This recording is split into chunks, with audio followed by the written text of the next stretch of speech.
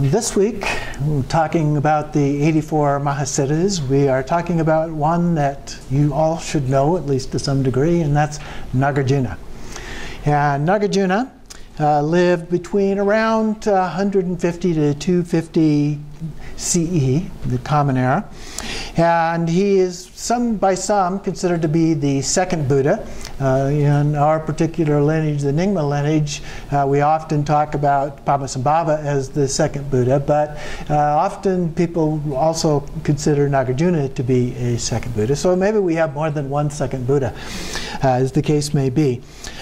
He's particularly well known for his writings on Madhyamaka, the middle way, and in particular his kind of root text, if you will, the fundamental verses of the middle way, is quite famous, and many commentaries that have been written on that as well.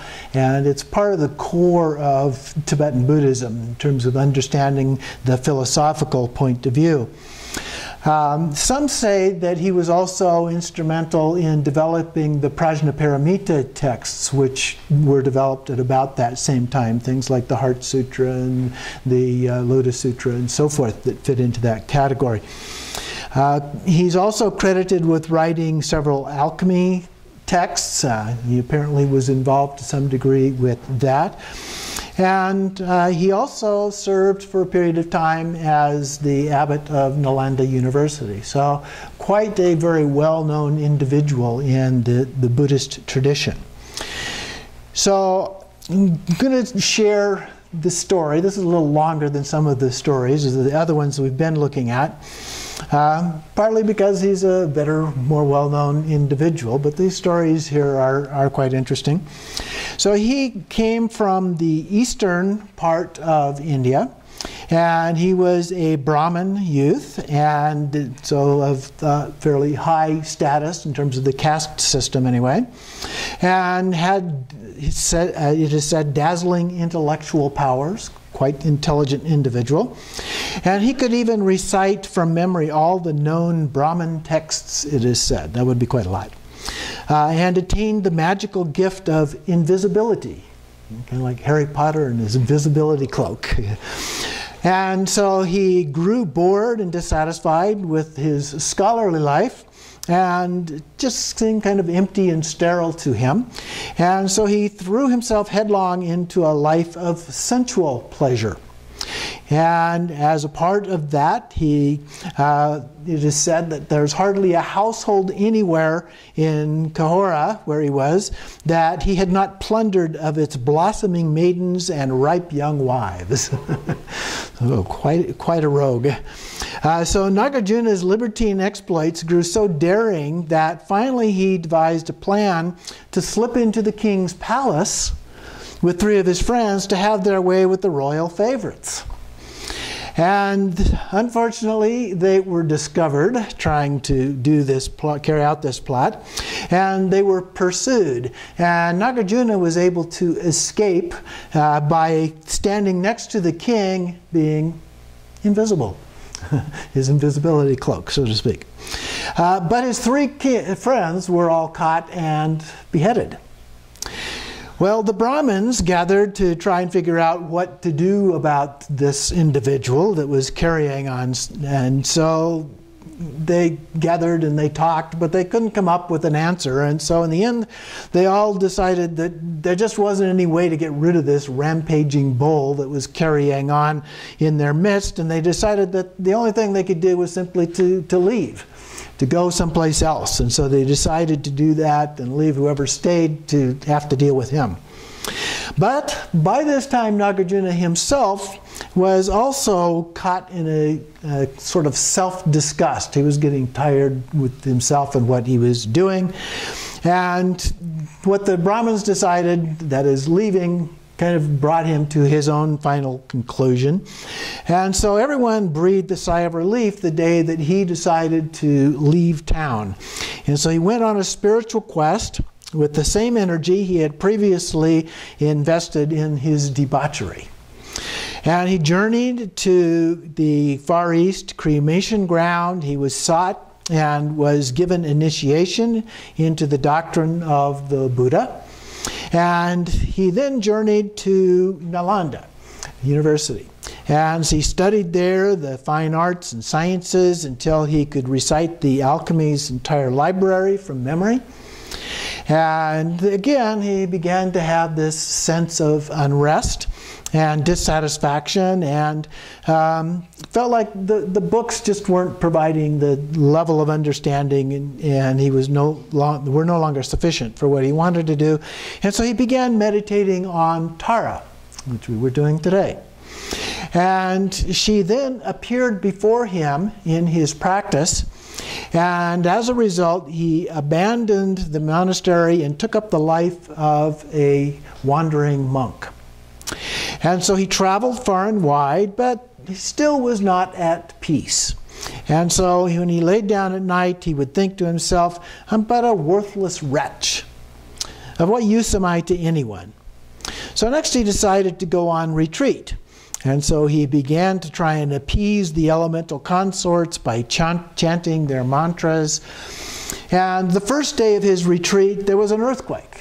The second day of his retreat, there was a river that overflowed and flooded the area. The third day, there was a holocaust of fire. And the fourth day, there was a tremendous windstorm. And the fifth day, there was a shower of spears. And the sixth day, Vajra thunderbolts. And the seventh day, the 12 consorts gathered to attack and overwhelm the meditator. But they could not distract him. He remained steadfast in his commitment. Acknowledging his mastery, the female elementals drew near to him and said, ask and you shall receive. Now, virtually everyone was giving up on this guy. And so he said, I don't really need anything, except perhaps daily food supplement to sustain me through my retreat. And so each day for 12 years, they brought him 4 handfuls of rice and 5 handfuls of vegetables. By the end of his sadhana, 108 elemental consorts were under his control. So he renewed and infused with new purpose and set off for the clear intention of serving all sentient beings. As his first act, he decided to turn Grand Hashila Mountain into pure gold. Thought this would be a good idea to help all beings. And he did it in stages. And so first he changed it into solid iron. And then second, he transformed it into gleaming copper. And then third, he was ready to turn it into solid gold when he heard this voice of Manjushri. And Manjushri said to him, what makes you think you're abiding all sentient beings by turning this mountain into gold? It will just create great conflict and strife. It will only provoke greater sin and evil, as you can imagine it would do. Here's this mountain of gold. Everybody's going out there and trying to get it and fighting off each other and so forth. So Nagarjuna acknowledged the greater wisdom of the Bodhisattva and abandoned the project. And to this very day, Gandhashila Mountain has a deep coppery color. So you can see how these legends sometimes build. Next, he traveled to the south. And there was a big river that he was trying to figure out how to cross. And so he asked some herdsmen to direct him to the safest place to cross the river. And they led him to the most dangerous part instead. And there were banks of the river, and the river itself were infested with crocodiles. And so they still insisted it was the safest place to cross. But finally, one of the herdsmen took pity on him and said, I'll take you to a better place, and we can cross there, where there's less danger. And so they wandered off to this place, and then he said, climb on my shoulders, and I'll take you across the river. And so he climbed on, and they were crossing the river, and they got to the middle of the river. Here come the crocodiles. And so he said, well, we'll continue on. And so have no fear, I'll get you to the other side. And so he carried him on across all the way to the other side without anything happening from the crocodiles. And so then Nagarjuna asked the herdsman who had helped him cross, do you recognize me? Do you know who I am? He says, I am Nagarjuna. He says, oh, I've heard of you. And then Nagarjuna replied, "You may have whatever your heart desires for carrying me safely across the river." And so the herdsman replied, "Wow, make me king." And so the master splashed some river water up against a nearby tree, and it was transformed into a magnificent white elephant with royal trappings. And it kneeled down, bent down, and helped him up to mount with his trunk onto his back. And he says, "How about an army?" And so Nagarjuna said, "When the elephant trumpets, the army will appear, O king." And so the blast of the trumpet of the elephant, and sure enough, the forest shook and an entire army appeared. In time, the herdsman came to be known as King Salabanda. And while his wife, Queen Cindy, he ruled with great wisdom and benevolence, but he too was inflicted with the same sense of dissatisfaction that inflicted Nagarjuna. And so he decided to search for the guru, and was able to find him and prostrated to him and said, "This business of governing isn't anything like I thought it would be. It's my heart desire to renounce my kingdom, and please let me stay here with you from now on." Nagarjuna said, "No, I cannot allow you to do that. However, take this precious rosary as your preceptor. It will protect you and the kingdom." And so he did, and went off to rule the kingdom, and it prospered. And the harvests were abundant, the people and the creatures thrived and multiplied during these happy times. And Nagarjuna spread the teachings of the Buddha from one end of the land to the other. But as it began to appear that this was the golden age that would last forever, the evil spirit known as Sanda Renanda grew jealous and resentful of the king. And the light and warmth of the sun itself began to diminish. The moon disappeared from the night sky. Fruit fell from the trees before it was ripe. Rains came at the wrong time. Famine raged the land. The fields and forests withered and turned yellow. The age of sickness and war began. Oh my, oh my, oh my. Bad things began to happen. So King Salabanda interpreted these as these ominous signs to mean that something was going wrong and Nagarjuna was in immortal danger. So he began to seek him out again, turned his throne over to his eldest son, and traveled and eventually found him and sat at the feet of Nagarjuna. And when the master asked why he had come, he sang this song of lament about all of these things that were going on. And so Nagarjuna then replied by singing a song back to him: "All birth ends in death, all creation ends in dissolution. All that appears real is transitory. Ignore these omens. Come, drink the elixir of fearlessness." But no sooner had the last notes of Nagarjuna's song died away than the king's greatest fear came to pass. The guru gave away all his worldly goods and prepared for death.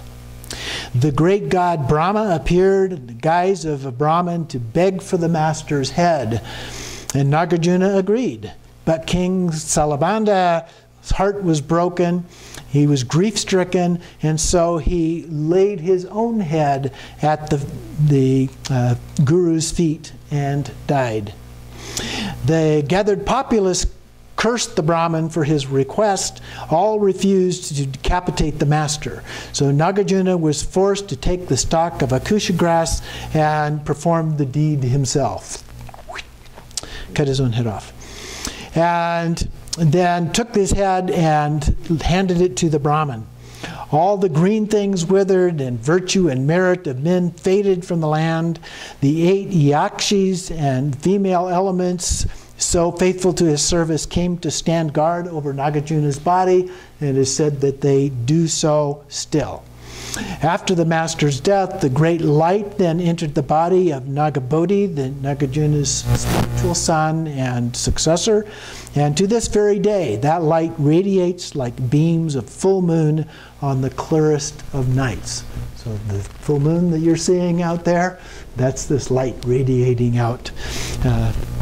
And so when the teachings of loving kindness and of Maitreya, the Buddha yet to come, encompass the earth, Nagarjuna is said, and he will rise again and serve us all.